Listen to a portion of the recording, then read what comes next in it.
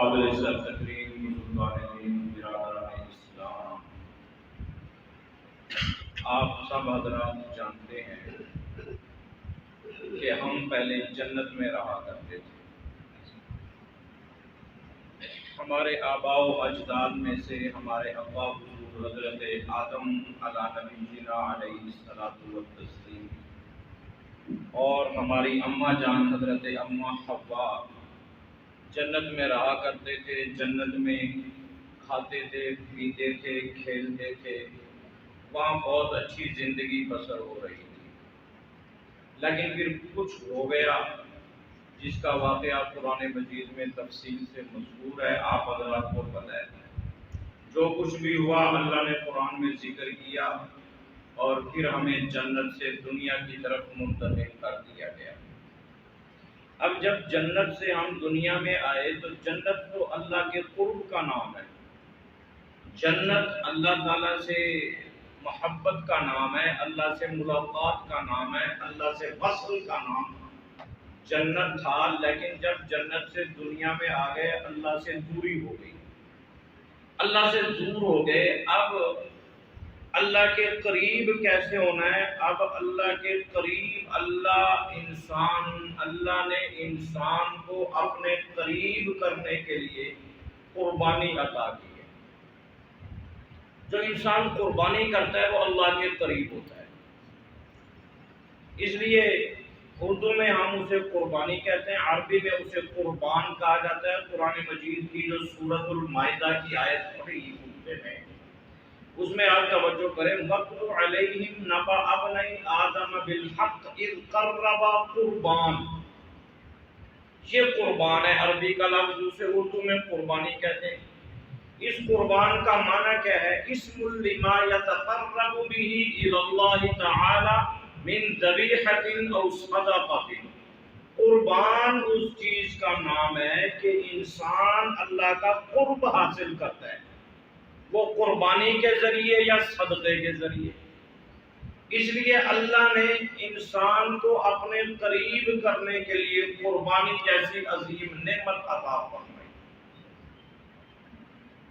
قرآن مجید کا جو آج کے خطبے میں آیت پڑھی، اللہ تعالیٰ فرماتے ہیں وَاتْلُ عَلَيْهِمْ نَبَأَ ابْنَيْ آدَمَ بِالْحَقِّ، کہ اے نبی علیہ الصلوۃ والسلام آپ اس امت کو حضرت آدم علیہ السلام کے بیٹوں کا صحیح واقعہ سنا دیجیے۔ کیا اذ قربا قربانا، کہ قابیل اور حابیل حضرت آدم علیہ السلام کے دو بیٹے تھے۔ صبح دو بیٹے پیدا ہوتے، شام کو دو جوڑے پیدا ہوتی، ایک بیٹا ایک بیٹی صبح پیدا ہوتے، شام کو ایک بیٹا ایک بیٹی شام کو پیدا ہوتے۔ جو لڑکی صبح پیدا ہوتی اس کا شام والے لڑکے کے ساتھ نکاح ہو جاتا، بہن بھائی کا نکاح۔ تو صبح والے کا شام والی لڑکی سے نکاح ہو جاتا، جو شام کو پیدا ہوتا اس سے صبح جو لڑکی پیدا ہوتی اس سے نکاح ہو جاتا۔ یہ حابیل اور قابیل یہ دو بھائی تھے۔ اب ان دونوں نے قربانی پیش کرنی تھی اللہ کے حضور، اللہ کے نام کی قربانی پیش کرنا تھی۔ قرآن مجید کی ایک اور آیت میں نے خطبے میں پڑھی، وہ یہ بتلاتی ہے آیت کہ یہ قربانی صرف اس امت کے لیے نہیں ہے، جتنی بھی امتیں انبیاء کی گزری سب کے ذمہ قربانی تھی اور وجوب کے درجے میں قربانی تھی۔ اب حضرت آدم کے بیٹوں کو قربانی کا حکم ہوا بھی قربانی کرو۔ اب ان میں سے جو حابیل چھوٹا تھا اس نے قربانی کا جانور خریدا، بڑا موٹا تازہ فرما صحت مند خوبصورت خوشنما۔ دوجا جڑا ہے قابیل، وہ کہ یار یہ تو بڑا مہنگا ہے، یہ تو بڑا مہنگا ہے یار، یہ تو بڑے پیسے خرچ کیے ہیں۔ اس نے کیا کیا؟ جانور نہیں خریدا، وہ اپنے کھیت میں گیا، غلہ انتہائی گھٹیا قسم کا خسیس گھٹیا قسم کا غلہ اس نے چنا، جڑا منڈی چلا بکتا، دانے وہ کٹھے کر کے مصر سے بھیجے نے جڑے منڈی چ بکن دے کھاوے کہنا بھی چلو شریعت تھی ویسی۔ اچھا ایسا اس نے غلہ تلاش کیا کہ جو مارکیٹ میں بیچنے کے قابل نہیں ہے، کسی آدمی کے کھانے کے قابل نہیں ہے۔ اس نے وہ بوری میں ڈالا اور قربان کرنے کے لیے چلا گیا۔ یہ تو ہمارے حضور کی برکات ہیں صلی اللہ علیہ وسلم کا انسان ہے، یہ تو ہمارے نبی کی برکات ہیں۔ کیا کہا؟ فرمایا قربانی کا گوشت کھایا کرو، قربانی کرنے والے بھی۔ فرمایا قربانی کا گوشت کھاؤ، یہ پاکیزہ ہوتا ہے اور پسندیدہ ترین ہوتا ہے اور صحت مند ہوتا ہے، اس کے کھانے سے صحت ملتی ہے۔ یہ 3 ارشادات ہیں۔ پچھلی شریعتوں میں حکم کیا تھا کہ جو قربانی کرتا خبردار وہ قربانی کا گوشت نہیں کھائے گا۔ اچھا، قربانی کا گوشت صرف یہ نہیں کہ قربانی کرنے والا نہیں کھائے گا، بلکہ حضرت آدم کی شریعت میں کیا تھا کہ جو قربانی کی جا رہی ہے اس امت کے غریب بھی نہیں کھا سکتے، اس امت کے مسکین بھی نہیں کھا سکتے۔